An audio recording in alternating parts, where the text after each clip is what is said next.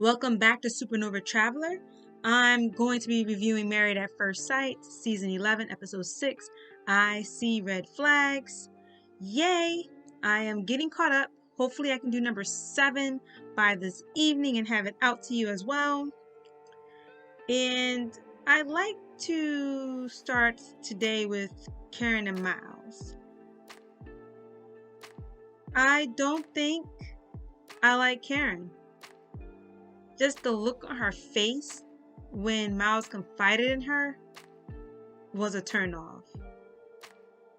I'm starting to feel that Minnie, the 2 relationships she had that failed, was because she was unable to emotionally be supportive in those relationships. She literally states that Miles confiding in her that he was diagnosed with clinical depression is a red flag. Karen, the only red flag I see is you as a person. There are millions of people who go undiagnosed with depression. And what you see as a strong man is probably a weak man. Hint, hint, why your long-term relationships did not work out. It takes a man with a lot of strength and a lot of emotional maturity to see something is wrong or something is off and to actually seek help. And when she stated what she said, I was completely just annoyed and slightly disgusted because it's just emotional health is extremely important and she's looking at this as if it's an issue.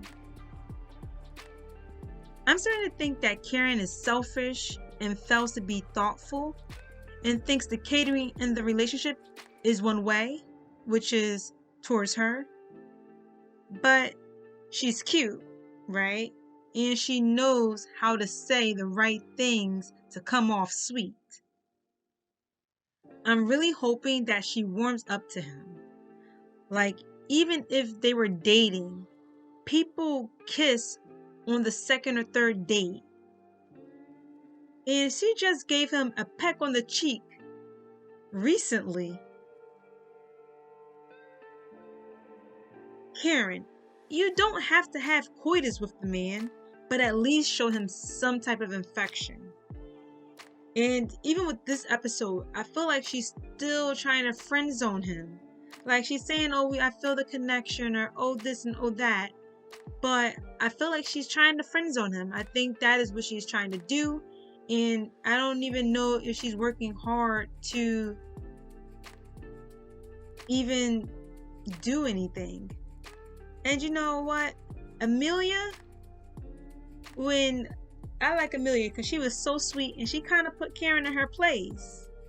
Like, she was complaining to the group when they all met up about how, he seems like a nice guy. He seems like a cute guy. But I really like masculine men.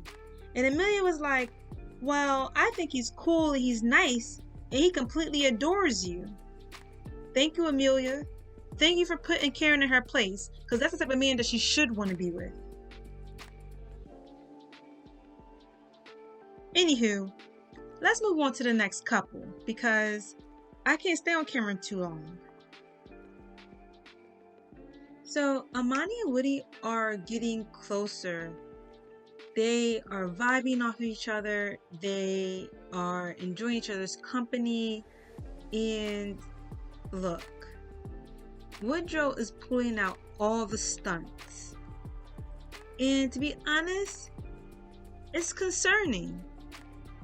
And the only reason why it's concerning is because of what his friend said in the beginning of the show.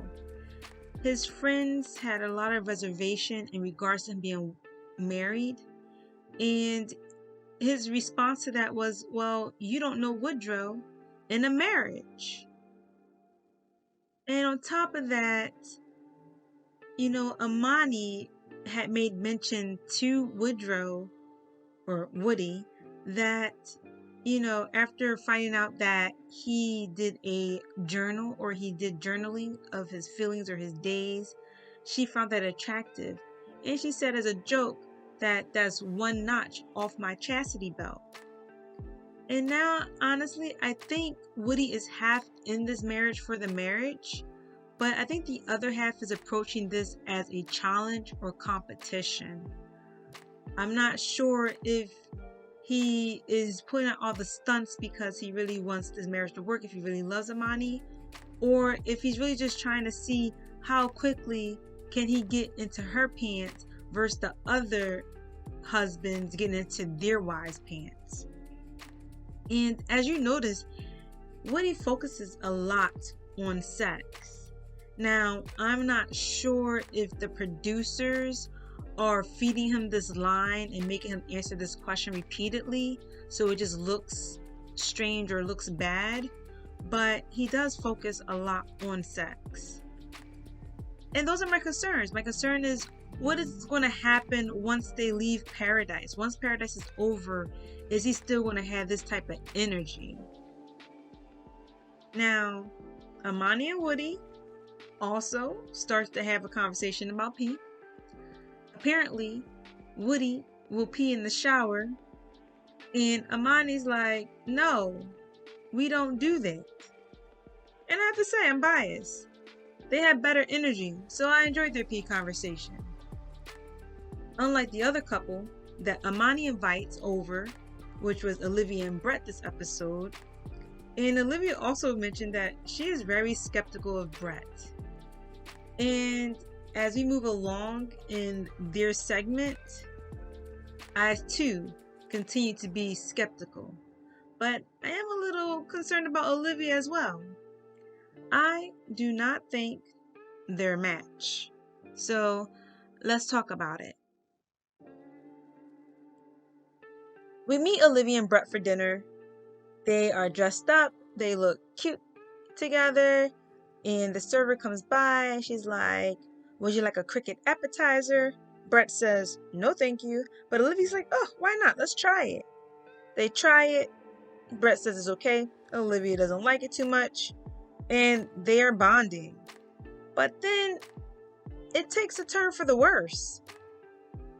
Olivia asks Brett about his wages and how much he makes, how often does he work. And of course, Brett, he said he worked a government job before, so he works an 8 to 4 shift and he's off every weekend. And when he whispers his wage into Olivia's ear, Olivia is immediately turned off by what Brett makes. And my initial thought is, you asked to be matched with a potential love interest, but this show is not Sugar Baby meets Sugar Daddy. And in that moment, Brett became slightly likable. But I feel like, because he was making jokes, it just wasn't hitting home for Olivia. And I think she was tired of the jokes and she wanted something that was more serious of a conversation. She started saying how she likes expensive wines, she likes expensive vacations, she eat out almost every day. And then Brett's like, well, we can cook dinner together. We can, do things at home or whatever else. And she's looking at him like, I am not changing my lifestyle because you don't make enough money. I'm saying that's what she was looking at him as. And then she says in the confessional, like, what is he looking for? A husband-wife playing house? And I'm just thinking to myself, where are you getting this from, Olivia? All this because he makes less money than you? Later on in the episode, she says, oh, it's hard to stay mad at him because he is so cute. Wait, what? What were you mad about? I think this money thing is going to really drive a wedge in the development of their relationship. But we'll see once they get home next week.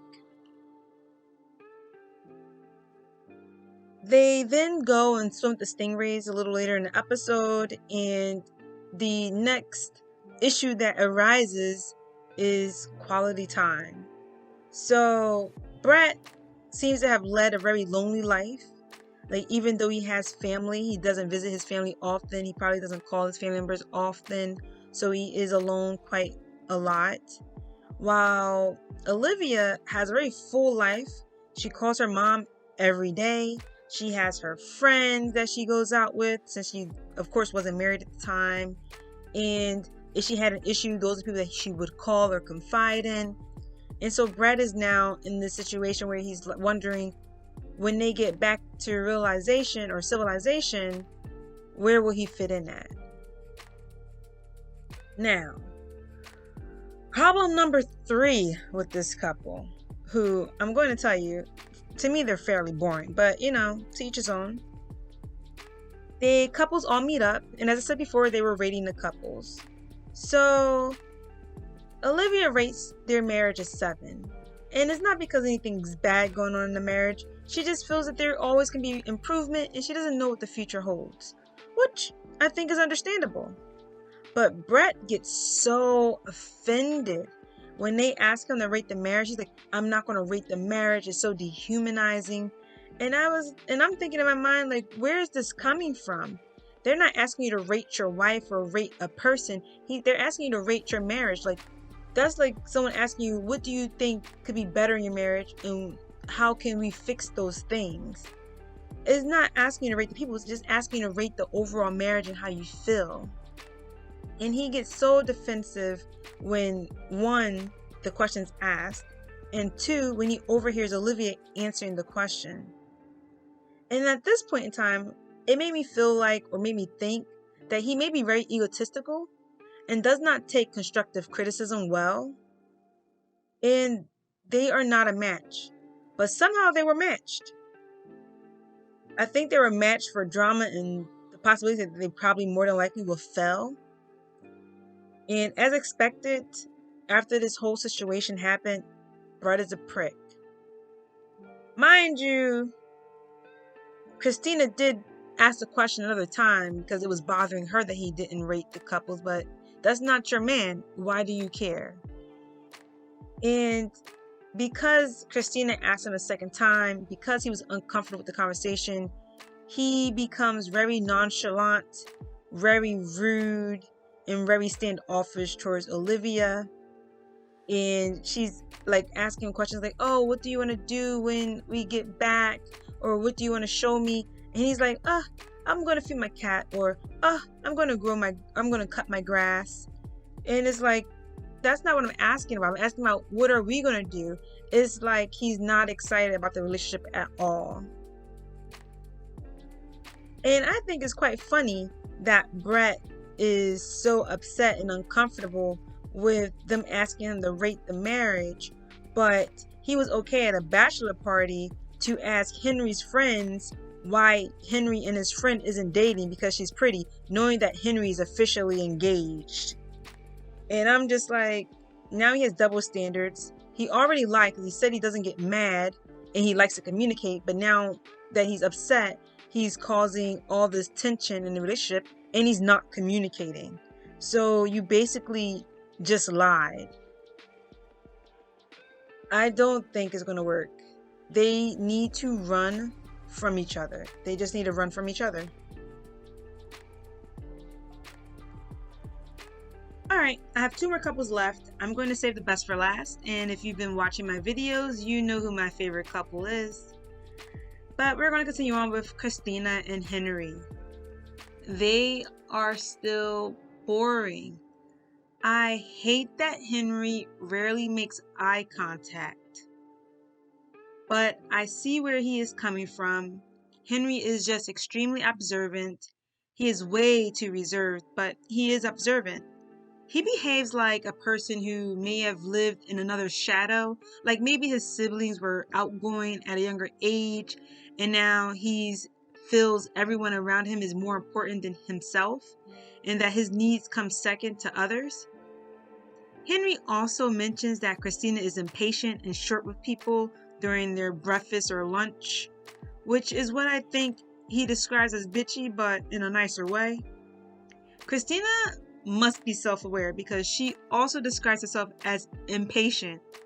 Christina wants Henry to be more assertive, and I completely understand her perspective. I myself like a man who can take the lead properly.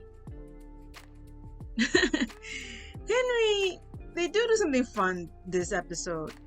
Henry and Christina go on a paddle boating or paddle boarding for fun, and Henry literally leaves his wife in the dust. He starts off like scared, and then he like kind of enjoys himself. And of course, Christina falls into the water, and I'm thinking karma before it's due. Henry cracks some jokes that I think is quite funny, and I do like his somewhat dry humor, because I watch a lot of British TV and they have dry humor, and dry humor is hilarious. And I'm like, yes, Henry, emerge from that shell. Look, I'm not Team Christina, but she fished Brett out real quick. Now, I don't know what her motives are, but I agree. Brett is a fudge boy. And that's what Christina basically described him as when she was speaking to Olivia. But at the same time, it's only been 7 days. I don't think it's Christina's place to comment on Olivia and Brett's relationship. She should really be focusing on her own relationship and letting those chips fall where they may. And on a better note, let's talk about Amelia and Bennett. I'm so excited about them. If they don't make it, this show is a whole lie. Because if anyone is to make it out of this season, it better be Amelia and Bennett. Alright, my new YouTube family. Let's end this review with a journey through love with Bennett and Amelia. They start their day off talking about past relationships and what they enjoyed about being in those relationships. And one of the things Bennett said he enjoyed was that they both anticipated each other's needs, such as having night lights in the hallway for when he got home late at night from work, or them both folding each other's laundry. And then they kind of reminisce over the idea of how sometimes you can quickly fall in love or become infatuated with someone. And Amelia's like, you know what? I wrote a song about that exactly. So then Amelia goes ahead and plays the song about quickly falling in love. And it's not bad. It's actually a really cute song, and I like it. And as you listen to her sing, you see Bennett just laying there, just falling in love with Amelia. You can see it. So later on, they start walking around the resort, and they start talking about how they want to raise their children. And Amelia's just so in awe that they're both so agreeable on so many things and about how they do want to live their life. Later on, Bennett has a little conversation with the camera saying, I don't know if I know how to flirt, or how do you flirt? They say flirt is just you having a good time. And I said, Bennett, you know how to flirt. You doing real good. And I just think that they are so cute together, and they really go well together. And when Amelia, as I said previously, curved that ball that Karen was throwing out in regards to masculine men at Karen, like, Amelia is real good at those curveballs and turning something someone says is a negative into something that is a positive. I just love her way of thinking. Later on that evening, they build a fort. How can we not love them?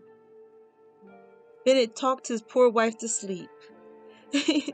They asked a question before they went to sleep in their fort about, what do you expect out of this marriage? Or what do you expect when we get home? Or what do you look forward to? And Bennett, unlike Brett, looks to his wife and says, I want to meet your friends. I want to spend more time with your family. I want a bike ride. I want to cook together. Like, Bennett was on point. He said everything that Amelia would want to hear. But sadly, Amelia went to sleep. And if you can be talking to your significant other and fall asleep, that is the hallmark of a good time. And then they do the cutest thing before they go to bed, and they even dance while they brush their teeth.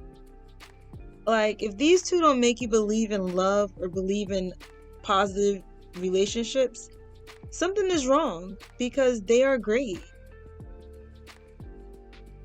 Thank you so much for coming by and watching my videos. I really appreciate it.